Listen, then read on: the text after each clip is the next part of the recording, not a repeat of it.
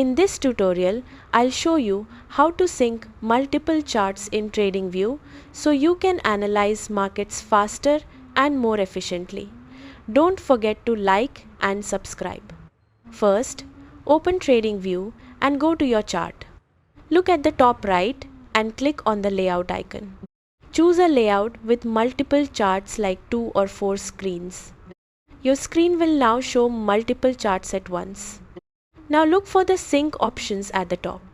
You'll see options like symbol, interval and crosshair. Turn on symbol sync to link all charts to the same asset. Now when you change one symbol, all charts update together. Turn on interval sync to match timeframes across charts. This helps you switch between timeframes instantly. Enable crosshair sync to track price levels across all charts. Move your mouse on one chart and others will follow. You can also sync time range for better comparison. Scroll or zoom one chart and others will adjust automatically. Now test it by changing a symbol or time frame. If everything moves together, your charts are synced. Now you can analyze multiple charts faster and more accurately.